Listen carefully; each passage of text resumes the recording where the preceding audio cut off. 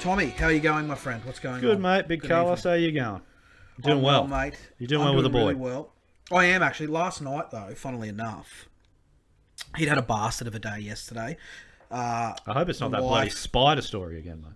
No, fuck the spiders. The wife and the... No, not at all. And the mother-in-law had a real bad day with him. He wasn't sleeping. Just a bad day, you know. He was battling. I think he might have had a bit of a pain in the guts, had to do a big shit, because he hadn't shit for a couple of days. Yeah, mate. But I got home from work, a little bit tired. I said, look, give him to me. Go rest your head, and I'll see what I can do with him. Mistakes were made because I couldn't do anything with him. I took him outside, walked around in a circle, turned all the lights off, turned all the lights on, did everything I could. We fed him again, nothing happened. He did a little bit of a shit, still didn't settle, and I thought to myself, you know what? There's only one option here, and that option is get in the car and drive as far as you can. So I put him in the car, drove up to Caboolture, did a U-turn because I got scared, because fuck me, Caboolture, Jesus Christ. It's a dump. Oh, mate, what a place. Come back down the highway, drove through Kalanga, even worse, there was dead shits everywhere in Kalanga last night. Just walking around the road, walking on the street, just morons. Then I thought, you know what, he's pretty quiet, he hasn't made a noise for a while. I kept flicking the internal light on because I was getting a bit nervous, he was so quiet. And then I thought, you know, I might drive out to the old haunt out at Ferny Grove, see what's going on. There's nothing going on out there, which was good to know. Never is, mate. Home. And picked him up. He was as quiet as a mouse, slept like a baby. So that would be Dad, Car 1, Kalen 0, yes. Sleeping.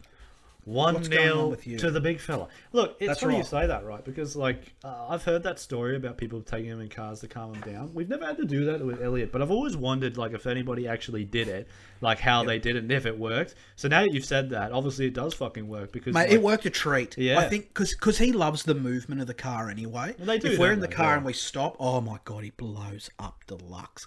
But putting him in the car and he just moving, I enjoyed it. I listened to a podcast. I was listening to the Matty John show. Listened to a bit of Case File, and I thought to myself, you know what, just enjoy it while you it's can. a day out. And as soon as it's a drive out for you too, mate. well, it was, and as soon as I started to get a little bit tired, I thought, you know, this is it. I'm going to pull up stumps here because I don't want to do anything too dangerous. I don't want to be driving around like Don't want to crash a car like me. No, well, unlike you and unlike the countless others that do every year. So I thought I'll drive home. I won't pull a Tommy gun. Stay away from the bin trucks and get into the household. They're very dangerous, mate. That's right. So that was my night last night. Very good, mate. Good. Very good. Bit of father-son time. Yes, mate. You always need it. And you give the missus a break. That's always good, mate. Yeah, that's right. She needed a bit of a kip because you got to fill them tits back up, you know. Like, they get absolutely drained. They do, mate. They do. Well, dry is a bad word because they're never dry. There's always something in them. But when she wakes up... mate. Oh, mate, if she has a kip and she wakes up, they are swollen and looking good. That's always the strangest thing, hey, when they do like have a feed, it's not that long and they're ready to go again. It's insanity. Yeah. They're fucking animals. Yeah, but absolutely. They're just crazy little creatures. They are, mate. They're just bloodsuckers. Well, in this case, they're not bloodsuckers. They're just milk suckers.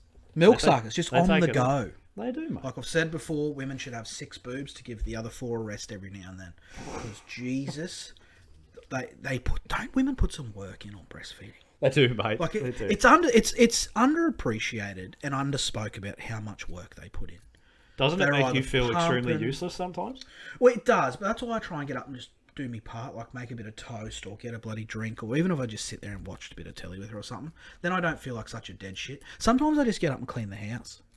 Like, yeah, mate. Because, like, if she's going to sit there and feed and she wants a bit of company, I'll get up and I might just empty the dishwasher or fucking, you know, clean up the kitchen, put my clothes away, take the bins out, just do something to break up the monotony and not just feel like an arsehole for sleeping. We'll see how long that lasts, though. But that's it, mate. You're only human. I'm still feeling good. I'm only human. That's it.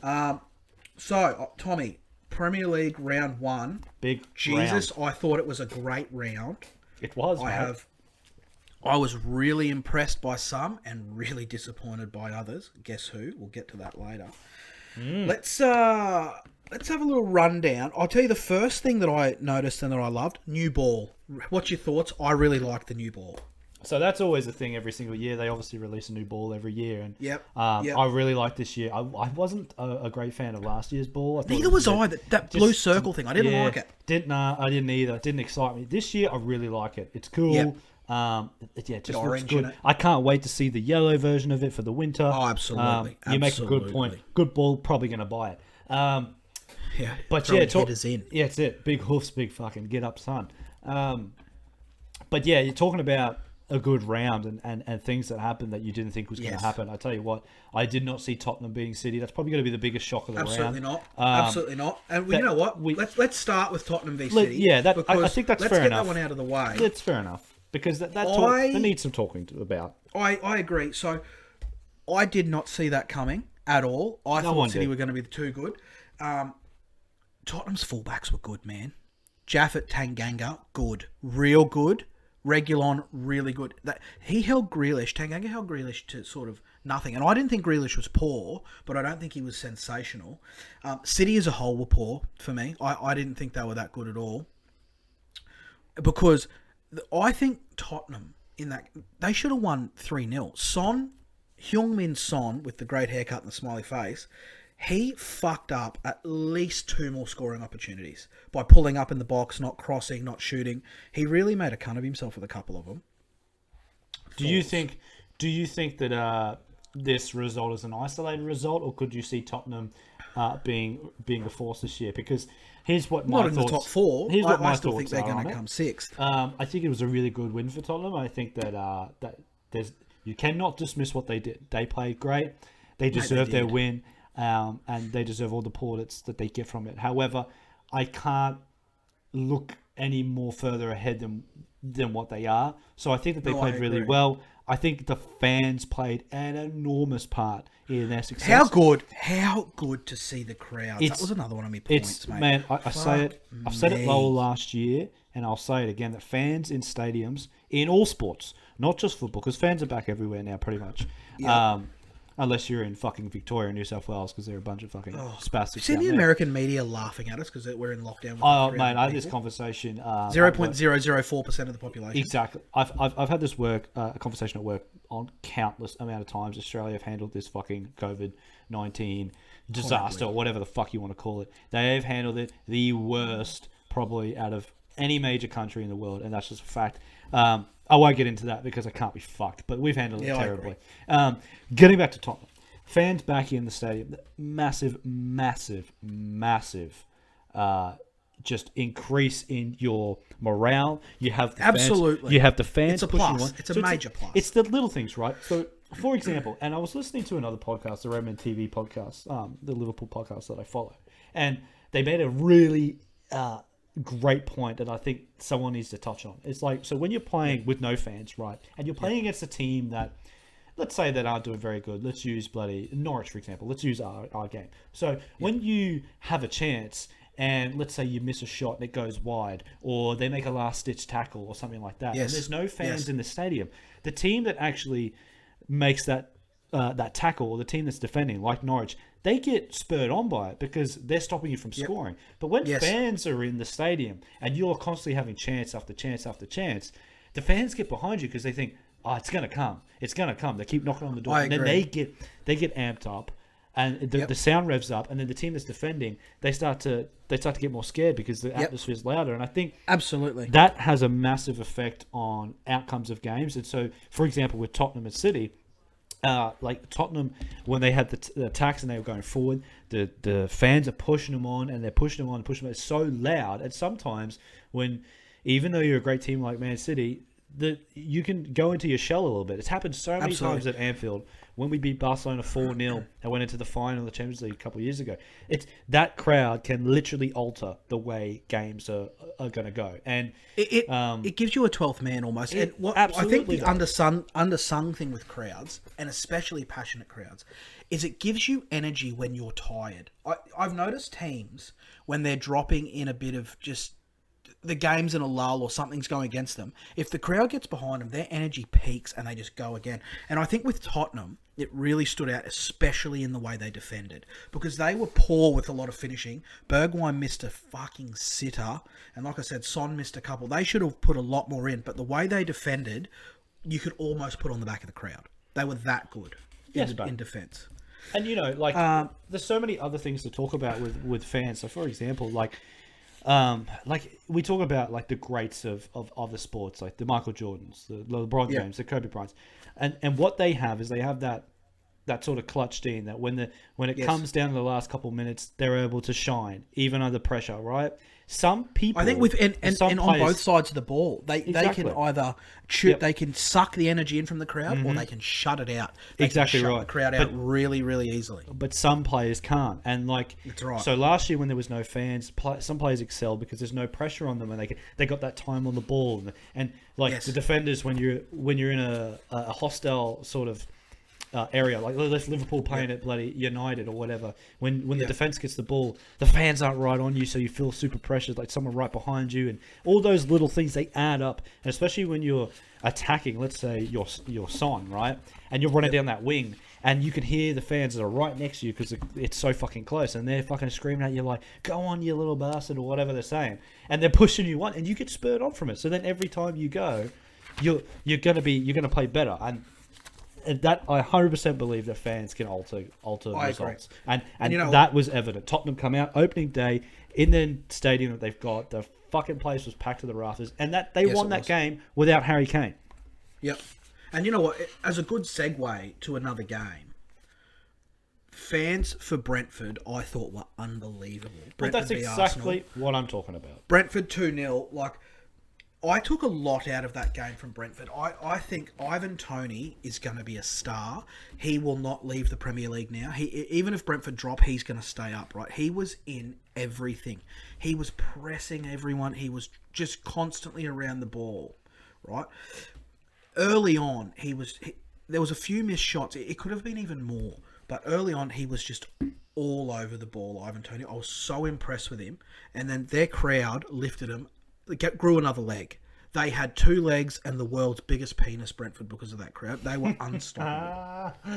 The How tripod, good is it though? How good is it?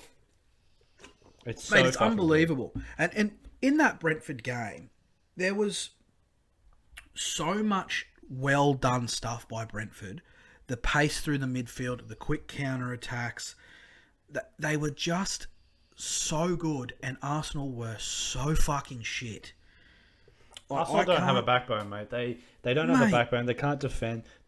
None of their problems that they had last year, they have not fixed. They still have Yeah. the same issues. They are going to be terrible. We picked them to be in the top 7.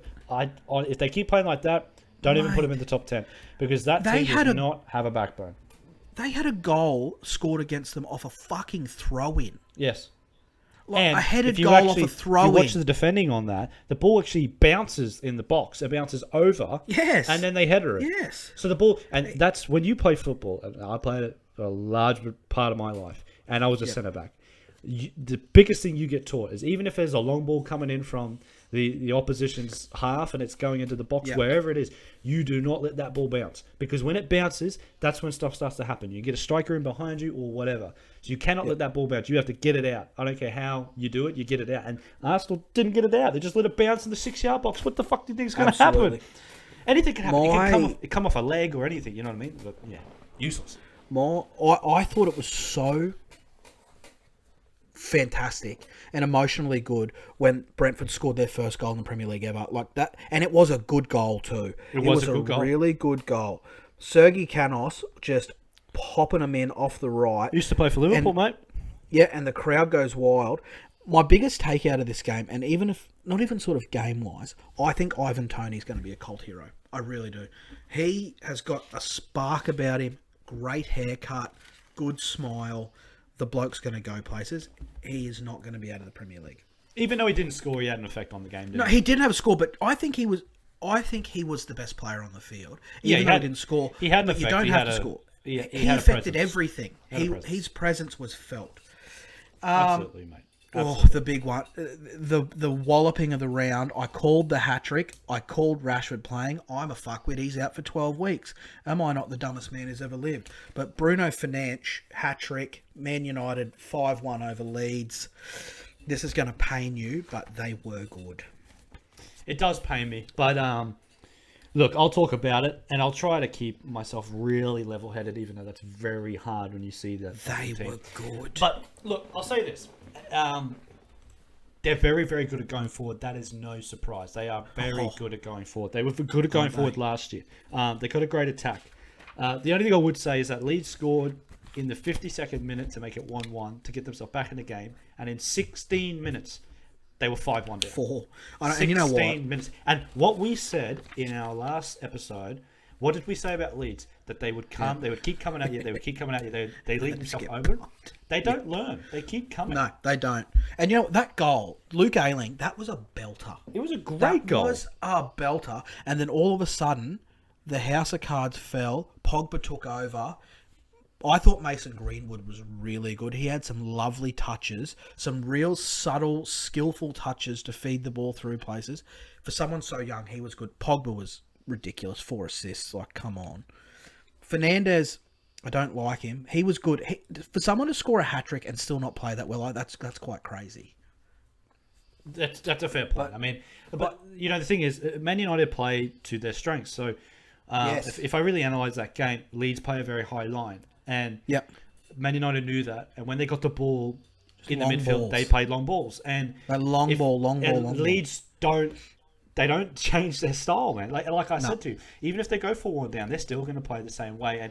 And Man United exposed that, and they took advantage of that. And credit to them. I mean, ultimately, you still got to score the goals. So they scored 5 goals. Right. They look good going forward. They did this a couple of years ago. They beat Chelsea 4-0 on the opening day, and then had a shit year. So opening days aren't the barometer of if a team is going to be great in that season. But when you win 5-1 at home on the opening day, you can't exactly be mad. So. And you know, and you got to be happy. And you know what? I think if I'm a Leeds fan, I'm really worried that my defense can't handle massive momentum changes, because once they lost momentum after that 60th minute or whatever, it was game over. You knew it was game over once the momentum switched to United, and they weren't stopping. And I think Leeds, a really big loss for them is that Alioski. That fellow with the blonde hair, I think he's fucking Polish or something. He's a huge loss. Even though he wouldn't have done much in defence, but he is really, he can give them a big kick in the ass in attack. But if they can't change that, if they can't stop the momentum, they're fucked. They're in for a hard year. Yeah, but look, I mean, again, we got to look at it like this. Leeds, you know, they're playing Man United, and we've got Man United being in the top 4, so they played a top 4 side. And they got played off the park at Old Trafford with fans in it.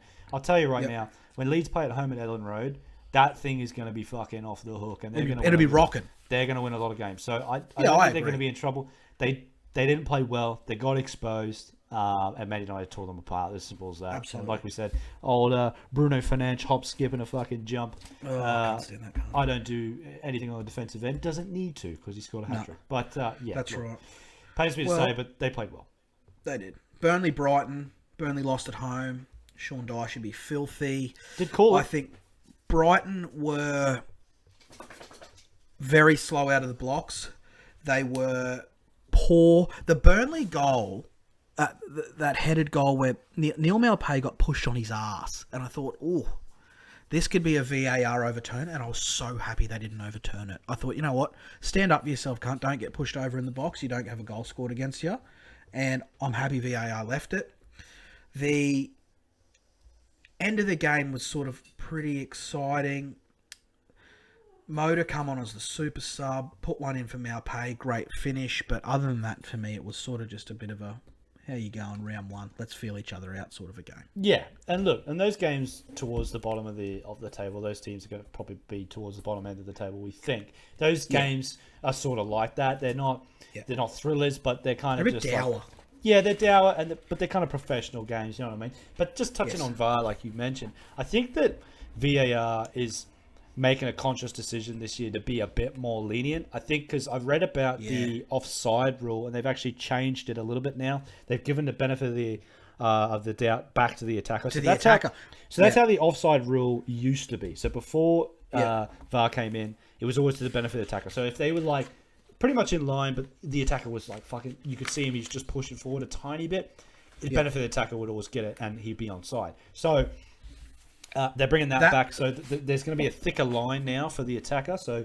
if they're not a fucking, then it's going to minimize his toe was offside, his armpit was offside, his knee, all that shit. That's going to go now. So I agree. And you know what? Thank fuck, because geez, it stopped some great goals. It did, mate. I mean, the amount across of time, the world. amount of goals and decisions we got overturned last year. Statistically speaking, we were the most affected by VAR last year. Yeah.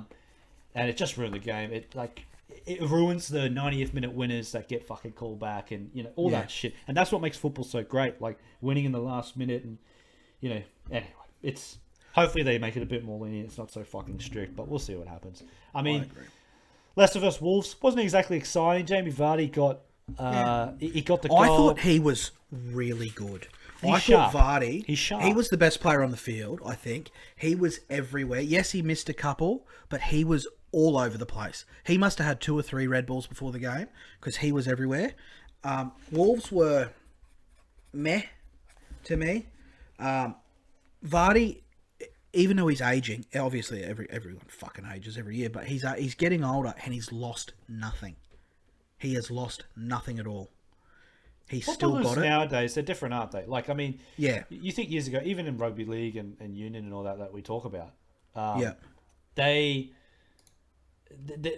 conditioning and their fitness and stuff like that is different to how it used to be. So years ago, a footballer like Eric Cantona, one of the best players ever played for Man United, he retired at 32. Like, that doesn't happen anymore. No. So he's still, It's the sports science that keeps him going. It is, 100%. It's evolved so much, man. Evolved so much. I took a couple of things out of this one, right? I thought Leicester were really desperate in defence, but really desperate, and they were desperate to stop everything. Adama Traore, a massive unit, shit scorer. He is built like a fucking tank, but he's got tank legs. Cannot put a ball away. Rubbish. Well, that's putting the balls that's his problem. That's kind of why he's never really made it to that next level. You know what I mean? That's why he's playing for Wolves. All due respect to Wolves, but he's very direct, and the pace is what gets him into those positions. But he's never been a great finisher. His dribbling's all right, nothing to wow you. Crossing's not the best. So yeah, his final third delivery is probably a bit average, but his physical attributes is what gets him into those positions. And he must have had a poor preseason because he would have been in Tokyo throwing shot puts for Spain, the big cunt. He's massive. You're going to pick him. He's an enormous man. Jesus Christ, he's big, but his body doesn't look like it should play football. He should play rugby league. He should. He's so big. And if he says he is not doing any weights training, come on. Wolves worry me a bit, though. Nothing really going forward. They Nothing. struggle. Nothing. They don't look like they're going to score many goals, I agree. They look a bit lost. They look a little bit lost up front. They've got a decent midfield, but they look lost when they get into the final third. They don't look like they're going to be able to sink anything in. Yeah, it does, man. And Troy's been linked with us again. And whether or not that's true, I don't know. He's coming in as a bricklayer. He's fixing up the cop end. That's what he's doing. He's not coming in to score goals. He's coming in to carry bricks, that massive fucking cunt of a thing. He's huge, mate. He's so big. I'm going to give you this one. Chelsea versus Palace. Chelsea, to me, were the best team performance of the round. They were clinical. They were, from start to finish, really good. They didn't have any mistakes. Free kick game was on. Shots all round. Timo was good, but fuck, he can't score a goal to save his life. And on the flip side, my worst team of the round, Palace. They were shithouse. That's not surprising, though, for me. Palace don't excite me. No, and we spoke about this in our predictions for the season. I thought Patrick Vieira might inspire someone to do something. They were fucking woeful. Albeit, woeful. When managers come in, it's going to take them a little bit of time. Like the first game, I'd say 1-6 or even 1-10, they need to get their style across, and it takes a little bit of time. So I will give him the benefit of the doubt that it's his first game in. He's going to take a little bit of time to breed what he wants, and that style and his system, how he wants to play. It's going to take. What's he been doing in the entire off season? Yeah, I know, but they're not going to beat Chelsea. But pre-season games could have been are nowhere near the level of Premier League games. No, I agree with you completely. They were never going to beat Chelsea, right? But they could have been better. You can still go down with a fight and a losing effort. They were shit. They had nothing. But are we being too cruel to Chelsea here? Like, are we not giving them enough credit? Maybe Chelsea were brilliant. Yeah. Chelsea were brilliant. They were unbeaten. No one would have beat Chelsea in that game. They were so good. I have a different opinion on who I thought the best team in the round was. But I mean, hit me. Well, I mean, I know. I know. Yeah, obviously, you're gonna be biased. of course, I'm going to be biased, but I'll tell you why I'm going to be biased. I'll explain it to you. You could disagree with me, but I'm going to give you my reasons. I do disagree. I think Chelsea was, but that's fair enough. But I'm going to Liverpool give you very close second. I'm going to give you my reasons to why I think it's us, and I think the reason why I thought we were the standout performers.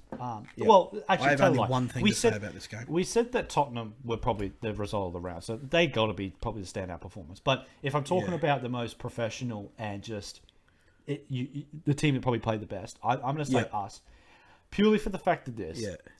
Chelsea's at home, so they got the fans behind them. That's always a big thing. So they're playing against Crystal Palace at home, so they're more likely to win.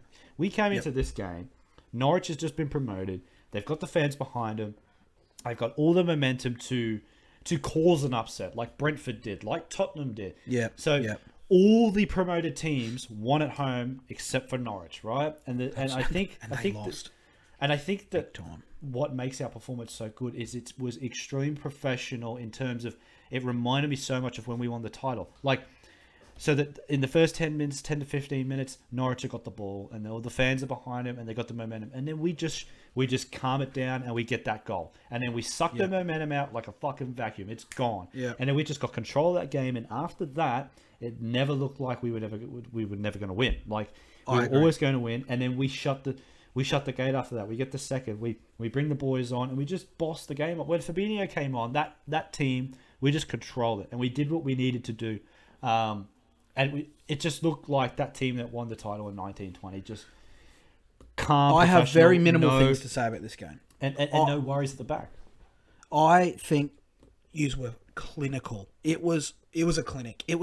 At times it looked like a training run out there. It really did. It looked like yous were so clinical. And the only other thing I've got to say about it is imagine when you've got your full starting midfield back. Holy fuck. But that's what I'm saying, man. Yous are going to be... Jesus, you're going to be tough to beat. Well, like, that's why really, I have so much, really tough I have so to much beat. confidence in this team. This is the thing, mate. This is the thing, man. I've been saying it for a long time. I talked to Dad about it. I have no reason at all to doubt this team because Klopp does not give me a reason. I'll explain a little bit. So they get 97 points in 2018-19. Right, and Man City beat them by a point. Ridiculous. The most ever total of points by a team that's finished second. And then they win the Champions League in the same year. So that season, arguably, is one of the greatest seasons you're ever going to hear because nobody gets 97 points and wins the Champions League. So there's that. Till someone does the quaddie, it's pretty good. And then the next season, you think, there's no way they can get better. That's impossible. So in 17-18, we make the Champions League final. Nobody gives us a shot to even challenge the next season because we don't really make any signings. We then go and get 97 points and win the Champions League. Then the following season, we don't... who we signed? We signed, I think, Naby Keita and Fabinho that season. And the second season, going into the one after winning the Champions League, they haven't signed anyone again. How are they going to press for Man City? There's no way they can go back-to-back, get that amount of total. We then get 99 points and we win the Premier League.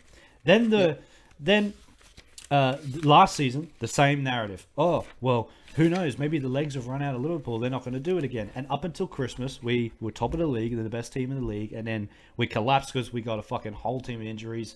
And we fell to bits. And the rest is history. Now, the same narrative is happening this year. Oh, Liverpool haven't signed anyone. Are they going to be able to do it again? And year after year after year after year, Klopp just proves people wrong. I never doubt this man. He has a fucking plan. He is the best man motivator in the league. That he gets the best out of players like nobody's business, and I just don't see don't see a reason to doubt it. And I'm not afraid. You should be called Teethapool. I'm not afraid of Man United buying players. I'm not afraid of Chelsea buying players. I'm not afraid of City because on our day, our best 11 can beat anyone in the world. Yeah, I agree. Well, speaking of anyone in the world, across the park, down Everton Way, Everton v Hampton, the Southern Hampton. 3-1 for us, Everton. There's a couple of things I took from this one. Everton were great in the second half. Adam Armstrong, the former Newcastle boy, and I think he played for some fucking idiots last year, I can't remember. He belongs in the Premier League, like Ivan Toney. He's got a presence to him. He's little, but he's exciting. He's zippy. To me, he belongs in the Prem. Rafa must have got into Everton at halftime and said, listen here, you pack of pricks. Get out there and have a fucking go. and they did. Rafa's a bit like really- Wayne Bennett, mate, at the halftime speeches. He just knows what to say, and he knows how to motivate people. I mean, the guy come back from fucking 3-0 down in the Champions League final against arguably one of the best teams ever, and ended up winning it. So don't doubt that guy's ability to ref up the team. And that at halftime. that fight back, I think Everton might. There's a bit of substance to Everton now with Rafa at the helm. There really is. There is substance. I mean, rivalries aside, Rafa Benitez for them is a great signing. Great, mate. Unbelievable. He'd be the signing of the year for them. Yeah, he's a winner. He's a fucking He's winner. a winner, and if he's backed and he's given time, he will make Everton good. I didn't have them finishing very high this year. I mean, we both pretty much had them. I think you had them higher than me. I had them 10th. But I did.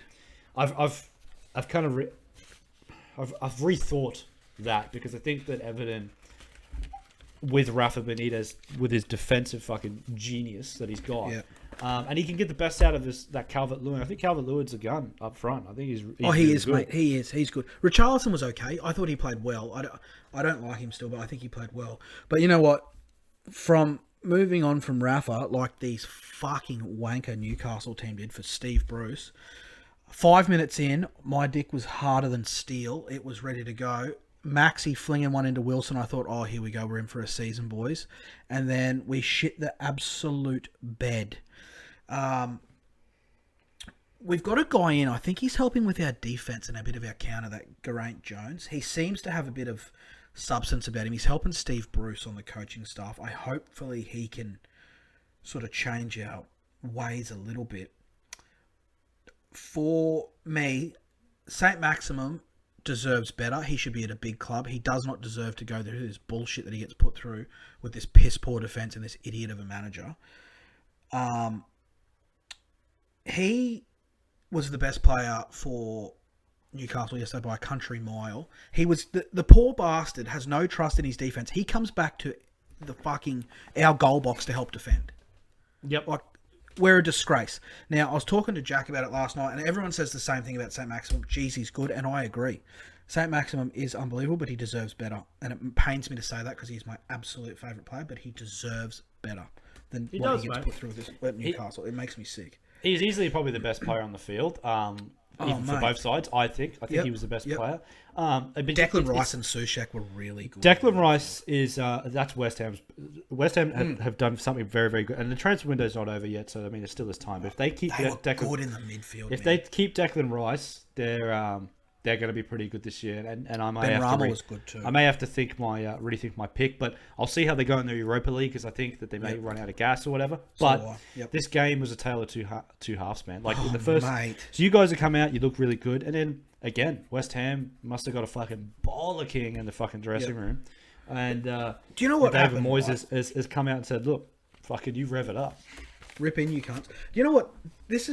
I got angry, right? We played 5 at the back, so I thought, whatever, I'll see how we go. We scored early. I've never seen a 5 at the back defence so fucking compressed and get balls pushed past them all the time. Ben Rama was just throwing balls out to the left. I think it's Cresswell or whatever his name is, just in open space. We had 5 at the back and there was open space near the fullbacks. Fuck off. Honest to God, what are you doing? What are you doing?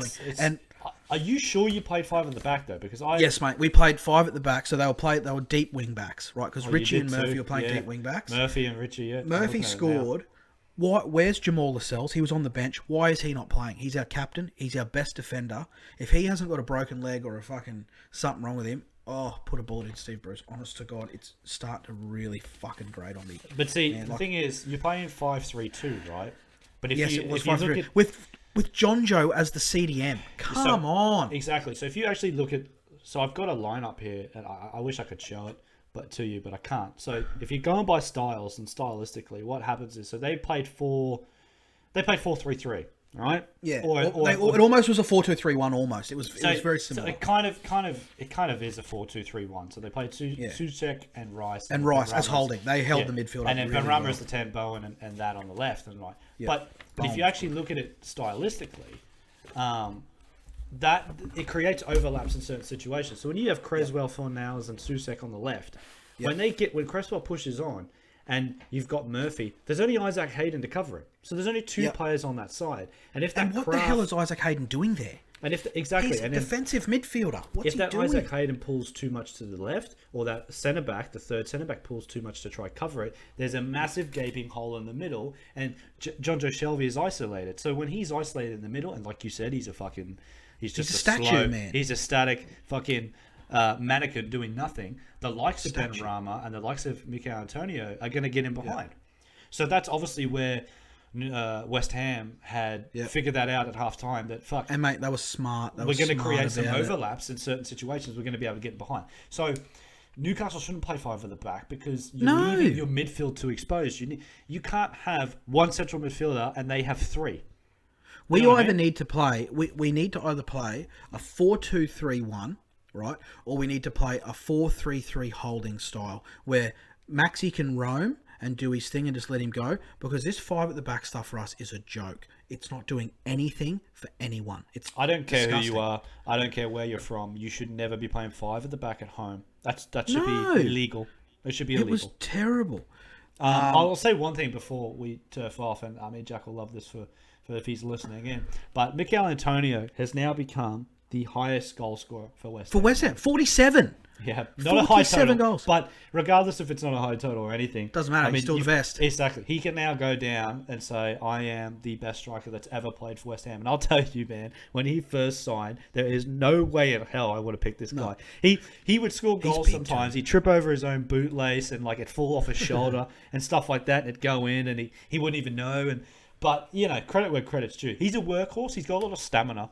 And Isn't he big too? Isn't he muscular? He is. He's a big. You talk about Adama Traore, man. Antonio, I reckon, gives him a run. That guy's in the weight room. Mate, he is squads.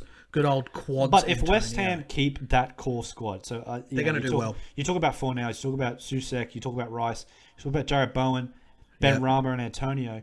Look, it's not a bad team. It's just if they play Europa League and they get deep, which I actually think they're capable of, I think they could play in a quarterfinal or a semi. It's just if that team can handle all the amount of games. And if they can, they'll do well. But if they can't, who knows? Absolutely. On to the last one before we go in and preview round number 2. Watford beat Villa. Wasn't it a better game than we both thought? Mate, it was a great game. There are a couple of things I picked up from it. The first thing... Sir Elton would have been happy, mate. Mate, Brentford, what are you doing? Wear what Watford were wearing. They looked like bumblebees. How dumb are you at Brentford? Wear exactly what Watford wore. It's just a nickname. It's just a nickname. Don't care. I don't care. If you want to be called the Bees, you have to look like the Bees. Go and wear that uniform. They looked fantastic. Sir Elton would be screaming from the bloody rooftops. Leon Bailey for Villa, I thought was good in his first Premier League outing. I don't think he was great. He near killed Danny Ings with a fucking fling off his right boot in the box. Dropped him. Absolutely belted him. But outside of that, I thought it was a pretty good game. I thought it was a pretty exciting game. And my call being the most boring one of the round, what an idiot. I think we were both wrong. But look, Danny Ings scored late, so the game was kind of over. It was 3-2. Yeah, he scored in the 97th minute. But look, Leon Bailey, we'll touch on that. Like, he's exciting. He's talented, but he's going to take him some time. Just like I agree. All the best players that play in Bundesliga, they're playing the La Liga, they're playing Serie A and whatnot. The game is a lot slower. You've got a lot more time on the ball. The Premier League, the people are on you, man. As soon as you get that ball, they're pressing. And it just takes a little bit of time. You're really skilled, you'll make it, but a lot of players don't. And so you can't be so harsh on players that come overseas and have a crack. I agree. I think it was good. Emmanuel Dennis scored on debut for Watford. I think he was really good in his Premier League debut as well. But round number 2, match day 2, first game. Your boys versus Burnley. This is going to be a fucking whitewash. See, look, there's a part of me that's... It's weird, right? Because there's a part of me that's so super confident. I'm like, yeah, we'll smash Burnley. But then there's that little doubt about you because of last year and the games we lost at home, and Burnley can be so fucking stubborn. Not happening. Not happening. They sit 10 men behind the ball. But I'm low-key confident. Happening. I think we'll play. I'm high-key confident, and I think you're going to put a fucking hatful in. As Ian Wright once said, Ian Wright would have a hatful. You're going to fucking score 4 or 5. And Burnley are not going to even. Burnley aren't that. They're good defensively. I think it'll be probably... I think I could see another 3-0. But thing is... I got 4-0. I think 4-0. What's exciting, mate, is it's a 9:30 kickoff here, Saturday night. It is. I'll be watching. Weekend off. Fair up it, my son. We should live stream it. Mate, I would love it. You know what? It's not a bad idea. Could think of it. Let's see how we go. I'm going to get the drinks in. It's Good on you. it's going to be good, mate. I'm going. What are you going to have? What are you going to knock back? Look, Beers? Or you might have something a little bit harder. well, look. If I have beers, there's a potential I could get a bit sleepy. So True. And bloated. I always get bloated on the yeah, beers. I don't Except really for get the bloated. Northerns. I could drink beers all night, but I get a bit tired. I don't want to be tired, so I may have some, Heavy-eyed. You don't want to get heavy-eyed. no. So I may have some Jim Beams, some Jack Daniels, whatever I feel, Jeez, whatever's you cheaper. cretin. Are you going to buy a bottle and mix it with the old No, greatest because I'm beverage too of all fucking time, Max? lazy. Yeah, true. Good on you. I like the premix. It's just convenience and like. They're so sugary. And they I'm are. a big fat man, and they're so sugary. But I don't do it all the time anymore because of shift work and all that. You know, You the can't. drill. Young man, shift work, tired, heels You up. can't. Not a- Game number 2, Villa versus Newcastle. I think Villa are going to win this one, and I think Villa are going to win this one 3-2. I think we're going to come out pretty quick. We might even score first, but I do not see us beating Villa. I can't see us winning this one at all. I'm going to disagree with you. Thoughts? You reckon we're going to win this one? I think you're going to win because, and I'll tell you why. I think that Villa have made a good signing in Ings and a couple of other good signings, but I don't know. There's something about Villa this year. I don't know. They don't. Yeah. They just give me a They miss worrying sign. Grealish. They do miss Grealish, and you got to remember too. It's not just the fact that they lost Grealish in terms of like his skill and how good of a Yep. player he is. He's a club captain. If He you lose is. a club captain, right? It changes everything. There's a little bit that Your goes culture on there. changes. The culture changes. Your culture changes completely. It does. And that's So- why I can't understand why the fuck Lascelles was on the bench. He's our club captain. What's he doing? Good on you, Steve Bruce. Big fat head. But yeah, I Congratulations. think you might turn it around. I don't think you were terrible against West Ham. You just had a bad second half. So course. I think you can turn it around. I think you might win. I think you might win 2-1. When Joe Willock will play, he'll definitely play. Exactly. So And he's he's going to massive. change a bit through the midfield. Massive And for I you think guys. if it was me, I would play 4-2-3-1, right? Or even I'd play 4-3-3 actually, and I would play just Lascelles and probably Kieran Clark at the back, Richie on the left, Murphy on the right, and then I'd play Isaac Hayden as my holding defender. I'd play Almiron, and I would play Willock roaming around, Maxi on the left, but let him go every once, Wilson up front, and some other one on the right. I don't even care. I'm too disappointed. I think Maxi's got to be a 10 because you've got to let him roam. Yeah, he gotta does. You just got to let him go. He's got to get in that little pockets of space. That's where he thrives. Yeah. Although he is good off the wing. Like when he gets on the wing, he's got that dribbling to him. He can get in behind. I think he's better as a 10. Like just picking up that, just floating in behind Wilson and getting in those pockets of space to pick up the ball and driving at the defense. That's where he excels the best. All right. So next game, Palace versus Brentford. This one, Palace were poor. Brentford were good, and I'm going to say Brentford are going to win this one. I'm quite excited to see how Brentford go away from home. I'm going to say a draw, mate. You reckon draw? What do you think? 1-1, 0-0? I think 1-1. I think Palace, they'll turn up. Palace at home are always notoriously got a good home crowd, a good home following, so they'll be up for it. Patrick Vieira's first game at home. Brentford will be coming off a high because they fucking spanked Arsenal, pulled their pants down. But I reckon they're going to hold it. I reckon they're going to go 2-1. But first game away from home in the Premiership, I don't know. I just think this has the makings of a draw over it because I don't think Palace are great. And I think Brentford might come down a peg or two. That like being after playing that first game at home and coming off that high, like that you're amped up, you're really amped up for that first game of the season. It's hard to replicate that with the second game. You're going to fall off no matter what. So I think can see what you're saying. Yeah, so I just think they're going to have it in them. I think they're going to be a bit classier than Palace. I think look, they're going to have a bit of wildness to them, and I think Tony's going to have another great game. You're probably right. And Mbueno on the right, he was. But I just think, good I don't know, just gut feeling. There's no real logic behind it. I just think that maybe Vieira might put on a performance being at home. Leeds versus Everton. This one could be a high scorer. This is interesting, isn't it? This is a really hard one for me. This is really hard. I don't know. This one could either be 1-1 or 5-4. I don't know. It could be a real high scorer. I think Everton are going to win. I think Everton are going to win away from home. I think Leeds are going to drop their first at home and they're going to panic a little bit. I think Everton are going to get momentum in the second half and Rafa's going to get into them and they're going to win 4-2. I'm going Leeds. You've got Everton 4-2? Yeah. I'm going Leeds 3-2. Oh, nice. Lovely. Yep, I'm going Leeds 3-2. I think at home at Ellen Road, they'll be up for it. I think that Everton probably are the better side. Yep. But I just worry a bit. Like, they went down against Southampton real early, and then they had to fight their way back into the game at Goodison. I just worry that maybe if you're away from home, especially against Leeds, who keep coming at you, like we've spoke about so many times. I think if Leeds Interested to see if Leeds can hold. Exactly. If they lose momentum, can they hold the moment? Can they get won't. momentum They won't back? lose momentum. I don't feel drastically, but if Leeds get a goal early, I can see them really pushing on. But it's going to be interesting to see. I think it's a very exciting game, almost my game of the round, I would say. It is. It's my game of the round. It's absolutely my game of the round. I think the next game, Manchester City versus Norwich City, I think this is going to be about 7-0. If they don't put on a clinic and go gangbusters against Norwich, there's something wrong internally. They, especially after losing, I know it was away from home, but no one expected them to lose that. They're gonna have to put an absolute show on, and I think they will. I think it's gonna be as fucking. So do I, mate. Notoriously, if you look over the last 5 years of Manchester City, that team at home always puts on massive results, regardless of who they play against.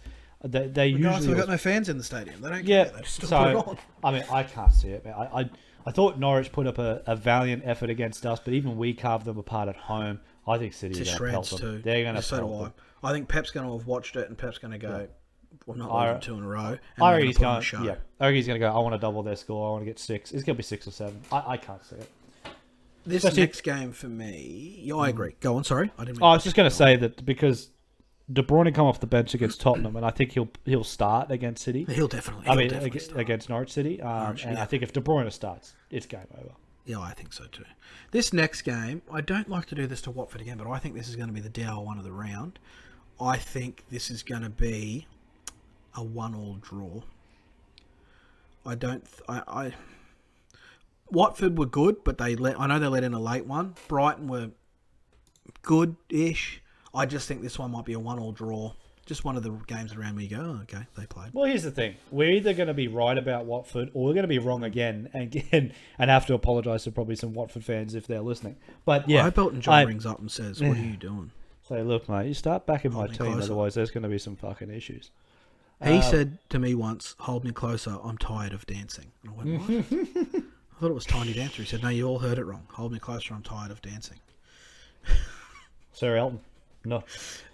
Didn't see him in the game. Wasn't there. You got a stand No, he was- named after you. You need to be there. You know, if you've got there a stand named and after see. you, right? This is what I'm saying. This is if you've got a stand named after you, you need to be there. At least Kenny And you need to be Dalglish there is with- at every fucking Liverpool game. Be there with. But he was an fucking ex-player, so he deserves it. But yeah, look, dead rubber. I think you're right. I Yeah, think it's a draw. yeah. I don't think either Yeah. team are better than one another. No, I agree. So I'll go 2-2. Yeah, I'm going to go 1-1. Southampton v Manchester United. I cannot see United losing this. I don't think they will be as explosive as they were in that last half an hour against Leeds, but I think they will win this comfortably, and I think they're going to win this one 3-1. Yeah. See, Thoughts? look, I'm exactly with you. I think I can't see Man United not winning. I think Man United against Southampton as well, Yep. who just lost Vestergaard. Vestergaard's just been bought by Leicester, if you have not seen. So they've lost their best centre-back. They Yep. weren't particularly great at Everton. I know they're at home, St. Mary's. Bit of a travel down from the north to the south, but I think Man United are going to ride this momentum. I honestly I. can see 4-0. Yeah, I that's a good call. I'm with you. I think 3-1. I think they're going to go gangbusters. It'll be Look, I don't like talking about it, but also they're going to probably start Jadon Sancho. He's probably going to get his first Yep. game. Yeah. I dare say, I could be wrong. They may not, but I mean, when you pay this amount of money and you're that type of player, they'll probably start Varane. So you're going to have Varane. You're going to see Varane and Maguire together for the first I time. take back. I'm going to say 3-0. So defensively, they'll look 3-0. better. They'll be way look, better. Look, I hate them, but you can't deny the fact that they've got a good squad now, and I think they're way better than Southampton. I'll be surprised if the Saints score a goal. The Mad Dog Wolves, old Sammy Crawford's team, my old mate, versus Tottenham Hotspur, the Golden Cocks, the Big Rooster Birds.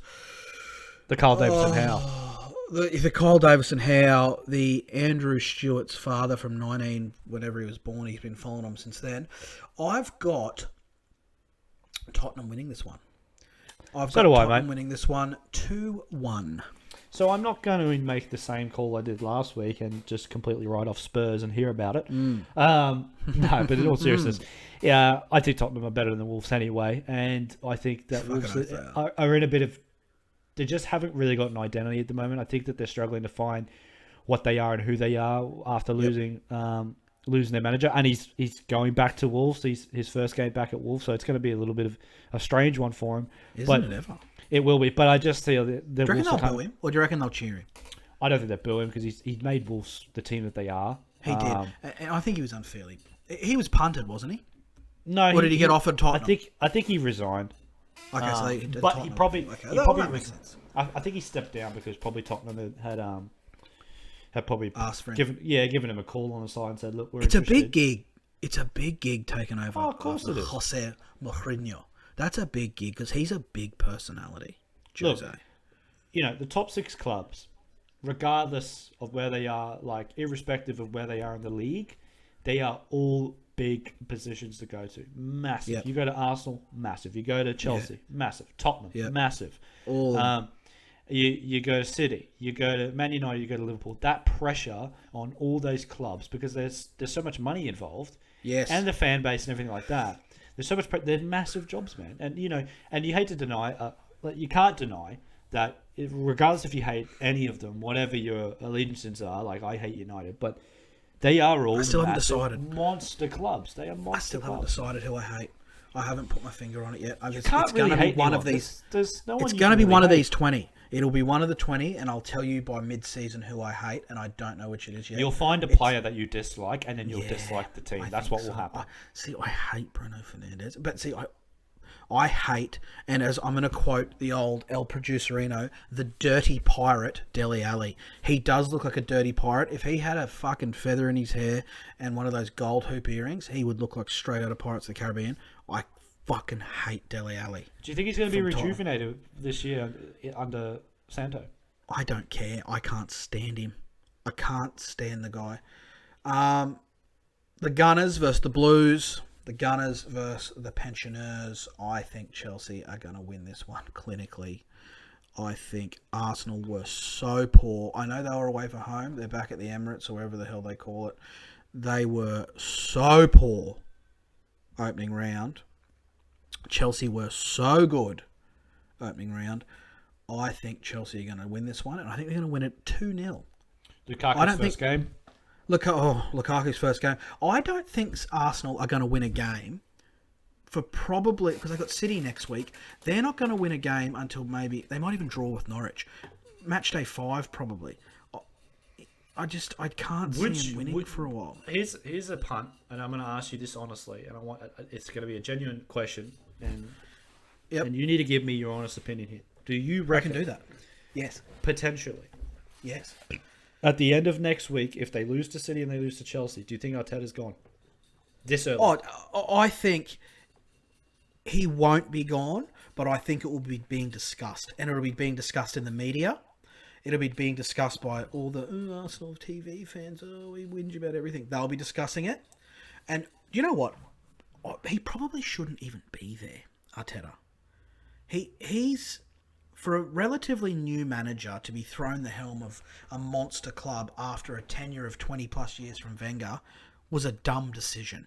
Unai Emery was there first. Yeah, Unai Emery was there first, but still, a dumb decision. Like, what's Arteta's managerial record pre-Arsenal? So his pedigree is because he's been the assistant of Pep, and he used to play for Arsenal. He used to play at Arsenal before he retired. And so they've gone for the it's the old allegiance to the club, and because he's played for Pep, they think that he's going to be the new Pep. But I tell you what, he's got no coaching pedigree, man. He has not managed personality.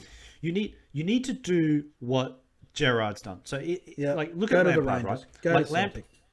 Lampard kind of did the same thing, jumped straight into Chelsea, and it didn't work out for him because it was too early and too soon. Yep.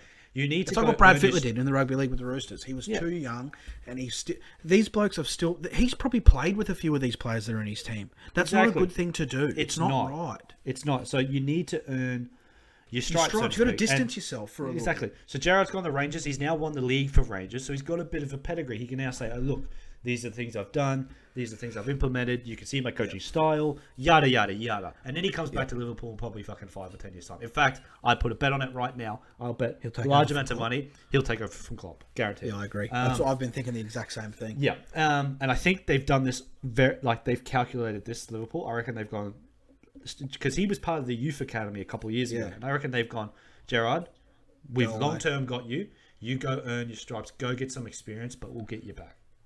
You know what? On the flip side of it shows you how good of a bloke Jurgen is. Like, he's sort of like, in a couple of years, they're going to bring back Gerard. I've done my tenure. Thanks for my time. I'm not going to cause a stink. He's not that type of person, mate. He's done that everywhere he's been. He's been at Mainz for 7 years. Dortmund I wish for I could have years. a beer with that. I'd love to have a beer with Jurgen Klopp. He's so down to earth. Do you know what he did when he first signed for Liverpool? You tell me another coach you could ever know or ever even think of that may have done this. And maybe in Australia it's happened, but definitely not in the Premiership. When he got taken over from Liverpool, he went into all the pubs in Liverpool and he went and sat down with the locals and to try and understand the culture and understand what they wanted from their side and what made them tick and what they wanted to see Fuck, he from must their have club. had some beers. You know what I mean? Jesus Christ, he would've. must have But polished some what fucking frothies manager off. goes and sits down with fans, man? Not many people. He's just No, I can't picture many. He's a fucking tip-top bloke, man. He's tippy-top. I love Not only has he done that, he has fixed the teeth of every single player in that team. You have got pearly whites from arsehole to breakfast. It is beautiful. The best teeth in the Premier League, coached by Jurgen, Sadio Teeth Mane, Roberto Teeth Firmino. When's Mo going to get his teeth in? I know, mate. Maybe he doesn't believe it. I don't know. No, he probably doesn't. Well, But, on to the last one. Get back to Arsenal. Last game of the round. Oh, yeah, you go. Move on. Yeah. Tell me. Yeah, Talk to me. I just want to talk a little bit about them. I just think that they're in a very big. They're in a part of their history now where this could really go all wrong, right? So they need to make a decision. They need to decide. Okay, look, we can either go down the route of trying to give Arteta the time and we'll rebuild and we'll see where this goes, or they need to make a decision and get somebody in fast because that team currently constructed. Who's going to come in? Who is it? Exactly. And that's what I am racking my brain for, because Arsenal, being a top 6 club and being one of the biggest clubs in the world, have the ability to pull in a major name. But who would leave their post at this time? There is no one. They are all like, look at like Nagelsmann has just gone to Bayern. Hansi Flick's free, I think, but he might be taking over Germany in the near future. I'm pretty sure he's already signed with Germany. Well, he's already taken Germany, so maybe the ex-German manager might take him. The Germans seem to be doing really well in the Premier League as managers at the moment. But who would be waiting in the wings to take that job? Absolutely. Look, and you're right, and I don't disagree with that at all. But I'm just simply I'm saying from the standpoint of if you're a massive club like Arsenal, think that they still are, and I would still say that they're a massive. They club are in terms of their revenue and all that type of stuff. But they're huge. They are in a very dire situation. Like they're trying to offload Aubameyang. I don't know if you've seen today. They're trying to swap Aubameyang for Coutinho. So they're trying to get rid of Aubameyang to get Coutinho. Now, I don't think that makes them any better because they still struggle up top. And having another centre attacking midfielder, who's he going to fucking pass it to? So they should have broke the bank for a striker. The problem is because Lacazette's meh, but he's injured. I like Lacazette, but he's injured. I think he would do a lot better in Germany, Spain, Italy. I think they should have looked for someone like a Lukaku, like an Ivan Toney. Even I know he's not proven yet, but he's played in England. He's played in the Championship, which is tough as nails, and gone for someone like that. Instead of just resting on your laurels with Pierre. Pierre's getting old. I don't think Arsenal could have invested in Ivan Toney. Well, not yet, but not to start. But they need someone really who's going to put him away. I don't think Pierre is even a shadow of his former self when he was for Borussia Absolutely not. I think he's done. He played well in that FA Cup final a couple of years ago, right? But I don't know. I think he's a bit of a myth. Ultimately, for me, it boils down to this for me. If you're buying... Do you know what they remind me of? I said it to somebody else a couple of days ago. They remind me of Liverpool back in 2012, 2013, when we had Roy Hodgson. And we were just, we were terrible. We were finishing 10th and we were finishing 9th and all this crap, right? And we had no direction. We were so far off the top of the league, so far off Champions League, it wasn't even funny, right? That is what Arsenal go through right now. And the bad decisions we made back then, now ultimately, Jordan Henderson has turned out to be our club captain. He's been a good decision. But we bought the likes of Fucking hell. Charlie Adam. We bought Andy Carroll. Fucking Stuart Downing. We bought him back. And all these other players. Joe Cole. But all these players that were just... They were from lower ends of the clubs, like in the league, and they were kind of Finnish players, but like they just weren't great players. Like ultimately, they weren't great players. And Arsenal now are doing the same thing. They're spending big money on fucking Ben White from Brighton. Like, didn't he have a great game? And Not. like, I would assume. I'm gonna say he's probably a decent defender. I don't think he's terrible, but you just in terms of the 50 million on Ben White, the players 43 that on Varane. 43 on Varane. That is my point. English players are overpriced, but it's the type of player that they are attracting now. It's the type of players that they're looking for because they've fallen so far. They're not looking for Rafael Varane because he's not going to fucking come pay for them. I agree. They're in a world of hurt and they're going to have a lot of stuff to look at over the They're going to have a lot to go through, and to tip it off, I just think they're going to get spanked by Chelsea. Probably 2 or 3-0, mate. I got 2 or 3-0 as well. Probably 2-0 for me. Last game of the round. I think this is going to be the most exciting game of the round. Jackie boys, West Ham. Blowing bubbles up your ass or whatever you do with them. I don't know. I couldn't care less. This game, to me, versus Jamie Vardy's Red Bull Foxes. He should play for Red Bull Leipzig. Wouldn't that be a wonderful thing? Jeez, he'd make some money, wouldn't he? Oh, mate. He'd play for New York Red Bull. The sponsorship RB Salzburg. Remember when I thought I was Austrian for a little while? What a joke. You thought you were German. You thought you were Austrian. No, we're Germans from Poland. I've seen the family outline. I thought I was Austrian for a bit. I created an Austrian character on FIFA. Had long hair. Looked like Puyol. Shit. Moving on. I think the Hammers are going to win this game because I think their midfield is going to be great. Although Leicester's got a good midfield too. Hammers are going to win this one 2-1. Thoughts? I'm going Hammers 2-0. I think that West Ham... I think West Ham are just going to be a little bit better than Leicester. Like we said before, Leicester's defence looked a bit shaky. Very slender. And... No, actually, I thought... but they were desperate. They looked shaky but desperate. So they tried for everything. I think Leicester have the capability to go to West Ham and beat them. I just think that at home... West Ham, like last year, West Ham had some really good performances against teams that were above them, and they took points off teams that are above them. I think they even did the double over Leicester City last year. I could be wrong there. Newcastle did the double over West Ham. They did. There was only 3 teams that did the double over West Ham. Jack was telling me it was Newcastle, Liverpool, and City. I think. So he was. You know what? How do you beat a team? Yeah. How do you beat a team that Frodo Baggins goes for? They should be almost unbeatable. He's got that nice little blue sword called Sting. He fought some spiders. He's got Gandalf as his mate. They should be unbeatable. They've got a lot of protection, mate. Oh, Sam running down the he's running down real the quick, crowd. I have a real quick one before we go. This is just one little thing to end the podcast on because, well, I'm tired and we've finished talking about the football. But the Lord of the Rings, right? The 4 hobbits. Sam, Frodo, Merry, Pippin. Obviously, Frodo goes for West Ham. Who does Sam go for? Oh, jeez, that's a hard one. So he's super loyal, right? He follows Real loyal. Frodo to the death. So that means he has to follow a team to the death that always let him down, right? And he's going to go for the Hammers because he want to be sucking Frodo's little ball sack again. No, I know that, but I'm going to give him something. And like he's a bit of a burly bloke. He is. I don't know, mate. You know what? I reckon I could see him as a magpie, to be honest. Oh, that excites me. And I reckon he would be. Me 100%. And Samwise. Merry and Pippin, right? They'd go for the same team because they would be on the tables singing the songs. And you know who I reckon Merry and Pippin are going for? They are going for the one, the only Leeds United.